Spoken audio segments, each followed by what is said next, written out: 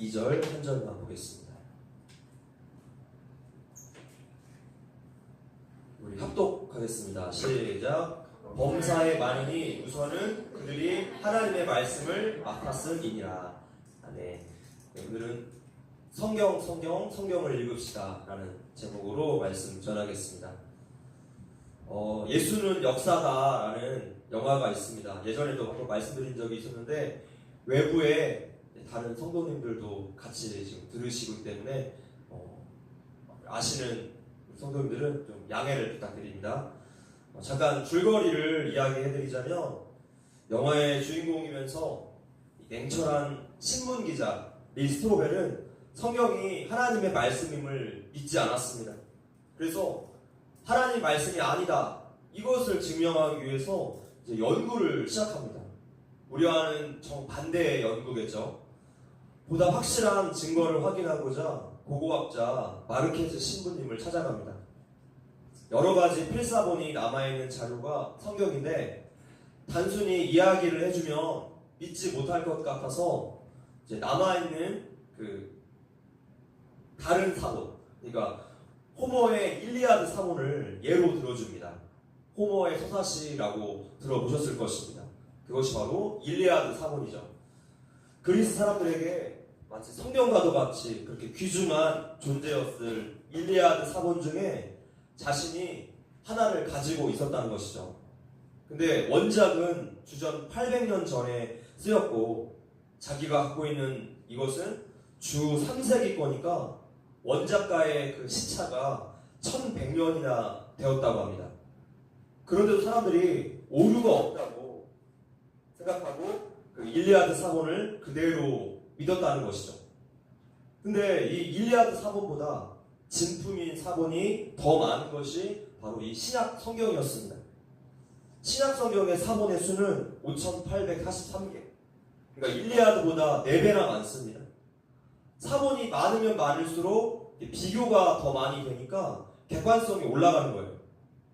게다가 일부 보관하고 있는 사본은 주 2세기. 그러니까 원본과의 차이가 불과 30년도 되지 않는 너무나 가까운 것이었어요. 그러면 객관성이 더 높아지겠죠? 그러니까 호머의 일리아드 사본보다 훨씬 더 사본학상으로 믿을 만한 책이 성경이라는 말이 됩니다. 일리아드가 이 정도인데 다른 고전의 경우에는 말할 수도 없이 사본의 숫자가 훨씬 적습니다. 아리스토텔레스 사본은 한 권 한 권 쌓아 올려도 사람의 키 정도밖에 되지 않습니다. 반면에 성경의 사본은 1km가 훌쩍 넘어간다고 합니다. 그러니까 가장 객관적이고 가장 정확한 책이라는 증거가 되겠죠. 주인공이 지금 이러한 연구 과정들을 거쳐가면서 더 이상 반박할 수가 없게 되었고 결국에 그가 예수님을 믿게 됩니다. 실제 인물의 이야기였어요. 지난 시간 우리가 하나님의 미쁘심, 하나님의 성실하심에 대해서 한번 생각해 보았습니다. 복음을 정의하는 많은 내용 중에 한 가지가 복음은 곧 하나님의 성실하심이다 라는 것을 우리가 지난 시간에 배웠습니다. 오늘은 로마서 3장 2절에 하나님의 말씀에 대해서 한번 생각해 보았으면 좋겠습니다. 우리 본문을 다시 한번 읽어보겠습니다. 시작. 범사에 많으니 우선은 그들이 하나님의 말씀을 맡았음이니라. 하나님께 선택받은 백성, 또 하나님께서 율법도 주시고 할례 예식도 주신 이 이스라엘 백성들이 이방인들에 비해서 정말 유익이 참 많다는 거예요. 그 첫 번째가 바로 하나님의 말씀을 맡았다는 그런 혜택이었습니다. 이 하나님의 말씀에 대해서 역사 속에 세 가지의 큰 견해가 있었습니다. 첫 번째 견해는 성경은 모두 다 하나님의 말씀이다 라는 견해예요. 우리와 같은 개혁주의 교회가 취하고 있는 입장입니다. 디모데후서 3장 16절 말씀에 한번 읽어봅시다. 시작. 모든 성경은 하나님의 감동으로 된 것으로 교훈과 책망과 바르게 함과 의로 교육하기에 유익합니다. 자, 여기에서 모든 성경은 이라는 표현이 처음부터 나옵니다. 이것이 우리 개혁주의 교회가 취하고 있는 아주 중요한 근거 말씀이에요. 이제 두 번째 견해는 성경은 인간의 생각과 어휘를 모아서 좋은 내용들을 편집해온 책에 불과하다라는 입장이 있습니다. 믿음과는 상관없이 그냥 성경을 학문으로만 받아들이는 자유주의 신학의 입장이에요. 특히 역사 속에서 영국이 이 자유주의 신학으로 물들었는데 영국 교회가 몰락하게 된 원인이 바로 이 자유주의 신학 때문에 그랬습니다. 하나님의 말씀의 권위를 땅바닥에 내려놓는 순간부터 영국 교회는 급격한 몰락을 시작했다라는 것이 공통적인 평가예요. 그래서 그에 따른 부작용이 이제 사회 속에서 도미노처럼 나타나는데 처음 나타나게 된 것이 이 학교 교육에서 이제 기독교 교육을 배제하기 시작합니다. 미국도 그렇게 되죠. 이것이 청소년 문제, 가정 문제, 또 사회 문제로 그렇게 이어지게 되었습니다. 한때는 선교 강대국, 선교로 해가 뜨고 지던 그 나라가 하나님 말씀의 권위를 땅바닥에 내려놓는 순간부터 영국 교회가 급격하게 몰락하게 되었고 교회가 술집으로 바뀌는 그런 아픈 역사들이 생기게 되었죠. 지금 이 현상이 방금 읽었던 디모데후서 3장 16절 말씀을 증명해주고 있지 않습니까? 하나님의 말씀으로, 즉 의로 교육하지 않으니까 그 반대 현상이 사회에 나타난다는 거예요. 성경은 확실히 하나님의 말씀입니다. 이러한 두 번째 견해는 우리에게는 그다지 큰 위협이 되지 않습니다. 우리는 하나님의 말씀을 전적으로 믿기 때문이죠. 문제는요, 세 번째 견해예요. 이 세 번째 견해가 우리에게 가장 위험합니다. 세 번째 견해는 첫 번째 견해와 두 번째 견해를 섞어놓은 견해입니다. 이 견해는 좀 유식하다는 지식층에서 아주 선호하는 합리적인 견해입니다.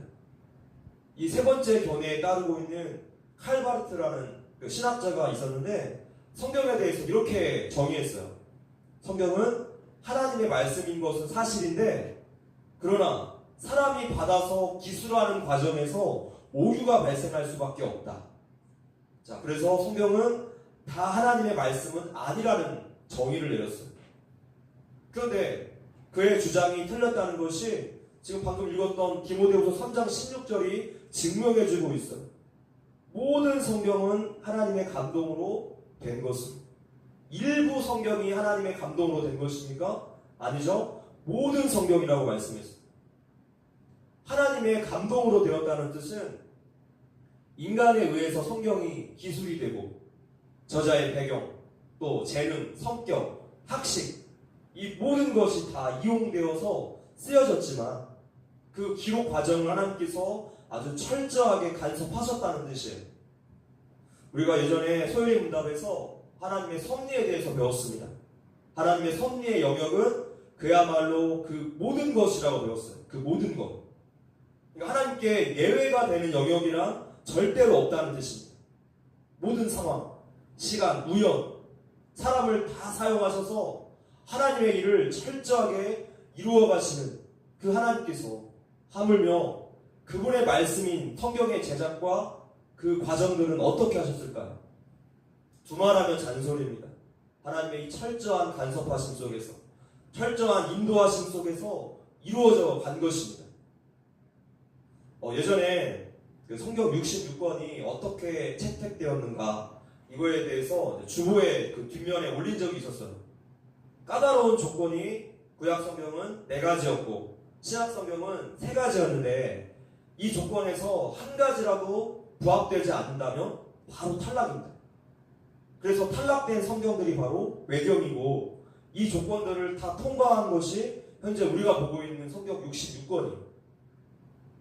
그 7가지의 조건들을 보며 사람의 힘으로 능력으로는 절대로 억지로 통과시킬 수 없는 그 하나님의 역사를 분명하게 느낄 수가 있습니다. 하나님께서 철저하게 간섭하시고 역사하신 결과물이란 뜻이에요. 자, 이렇게 이 칼바르트의 주장은 틀린 주장임에도 불구하고 인간이 생각하기에 그럴싸하고 또 합리적인 것처럼 들리기 때문에 일부 지식인들 사이에서 많이 받아들여졌습니다. 우리는 모든 성경은 하나님의 감동으로 된 것으로 이 말씀을 그대로 믿습니다. 예수는 역사다라는 그 영화에서 주장하는 것처럼 사모나기 또한 성경이 하나님의 말씀임을 강력하게 증거해주고 있습니다. 자, 그런데 더 큰 문제가 남았습니다. 자, 이렇게 우리가 성경이 하나님의 말씀이라는 것을 특별한 거부감이 없이 믿고 있는데 말씀을 사랑하지는 않는다는 거예요. 성경을 읽으려고 노력하지 않는 데 있어요. 데이빗 B. 가너의 성경 정말 하나님의 말씀인가? 라는 책에 보면 이런 글이 써 있습니다.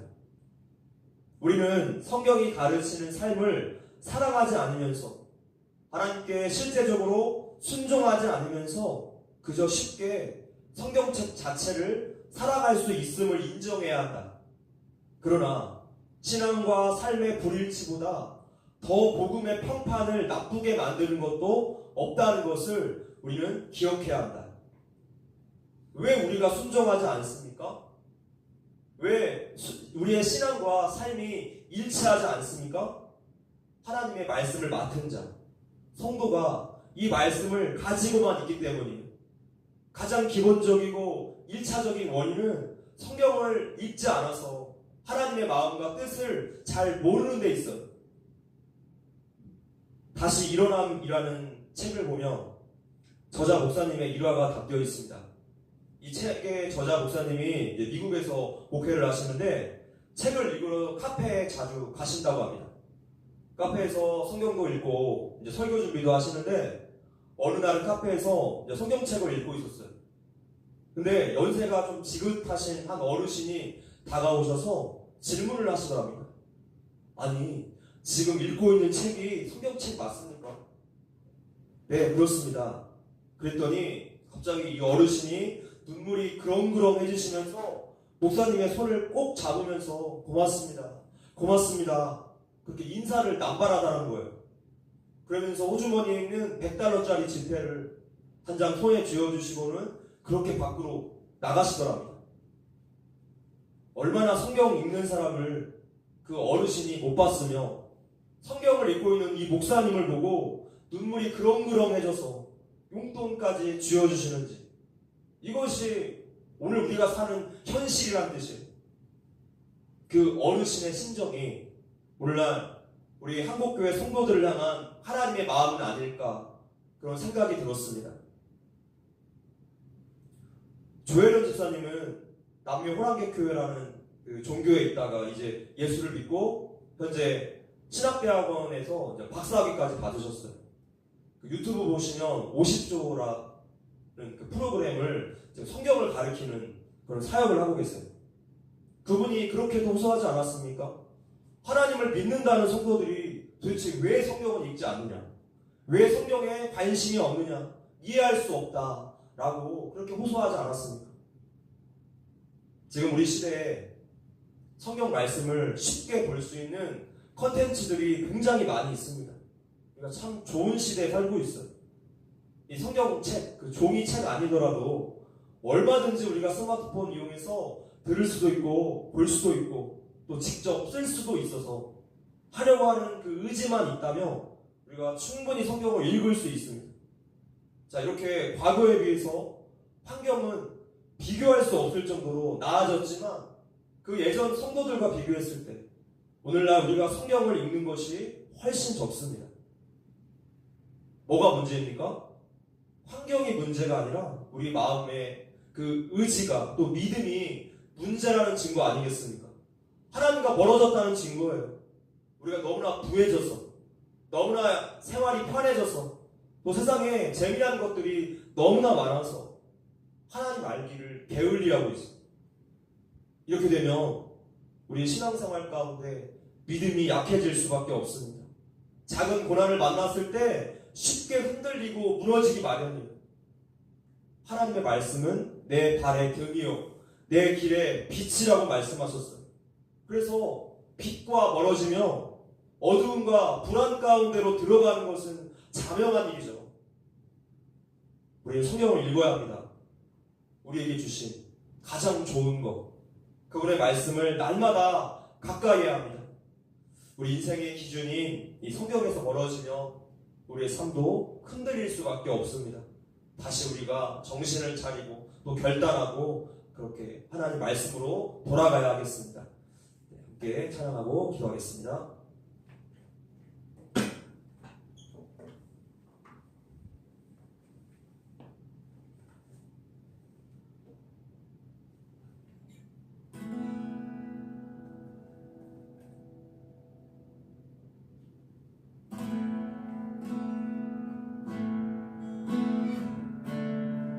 말씀을 생각해 보시면서 다시 주 앞에 결단합시다. 하나님, 우리가 말씀 가까이 하겠습니다. 다시 하나님 앞에 돌아가기 원합니다. 성경 다시 읽겠습니다. 우리 이렇게 결단하면서 주 앞에 나아갑시다. 주께 가까이, 주께 가까이 나를 이끄소서. 간절히 주님만을 원합니다. 채워주소서. 주의 사랑을 진정한 찬양들이 주이도록. 주께 가까이, 주께 가까이 날 이끄소서. 간절히 주님만을 원합니다. 채워주소서. 주의 사랑을 진정한 찬양들일 수 있도록. 목마른 나의 영혼 주를 부르니 나의 맘을 적어주소서. 주님만을 원합니다. 더 원합니다. 나의 맘을 적어주소서. 목마른 나의 영혼, 목마른 나의 영혼 주를 부르니 나의 맘만 적어주소서. 주님만을 원합니다. 더 원합니다. 나의 맘만 적어주소서. 다시 한번 목마른 나의 영혼, 목마른 나의 영혼 주를 부르니 나의 맘만 적어주소서. 주님만을 원합니다. 더 원합니다. 나의 맘만 적어주소서. 네, 기도 제목 보여주세요. 네, 첫 번째 기도 제목은 부지런히 성경을 읽고 말씀을 가까이 하는 우리가 되게 하여 주시옵소서. 또 매 시간 은혜 넘치는 공예배와 우리 모든 성도들의 영육간의 강건함을 위해서 기도하시겠습니다.